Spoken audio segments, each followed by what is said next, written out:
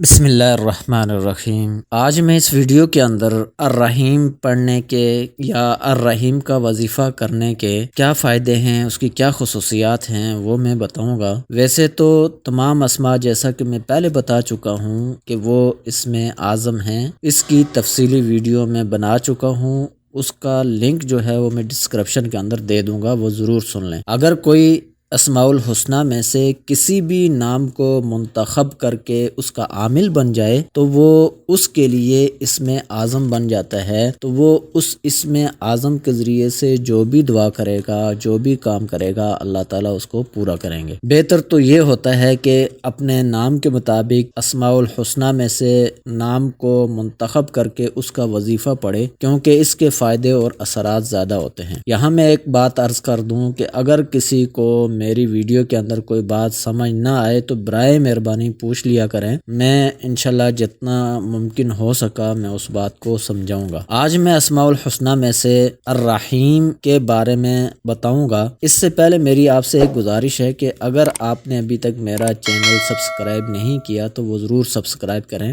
میری یہ کوشش ہوتی ہے کہ میں ویڈیو کے اندر کوئی نئی چیز لاؤں۔ میں جو فائدے اور خصوصیات بتاؤں گا مجھے اتنی امید ہے کہ آپ کو نیٹ کے اوپر کہیں نہیں ملیں گے۔ تو الرحیم پڑھنے اور اس کا وظیفہ کرنے کے کیا فائدے ہیں، اس کی کیا خصوصیات ہیں، تو جو شخص روزانہ ہر نماز کے بعد 100 مرتبہ الرحیم پڑھے گا، ایک تو اس کے لیے یہ فائدہ ہوگا کہ وہ تمام دنیاوی آفتوں سے، خاص کر دل کی جو سختی ہے اس سے محفوظ رہے گا۔ دلوں کے اندر جس کی سختی ہوتی ہے، نرمی نہیں ہوتی ہے، وہ اس کا ضرور وظیفہ کرے۔ اور دوسرا، کوئی مرد یا عورت یہ چاہتے ہیں کہ تمام مخلوق ان کے اوپر مہربان ہو جائے تو ان کو چاہیے کہ وہ الرحیم کا وظیفہ کریں۔ باقی وظیفہ کیسے کرنا ہے اس کا طریقہ میں نے بتا دیا ہے، لنک ڈسکرپشن کے اندر موجود ہوگا، اس ویڈیو کو ضرور دیکھ لیں۔ عاملین حضرات یعنی کہ جو لوگ تعویذ وغیرہ دیتے ہیں وہ لکھتے ہیں کہ جو شخص اس کو لکھ کر کے پانی سے دھو کر کے اس پانی کو کسی بھی پھلدار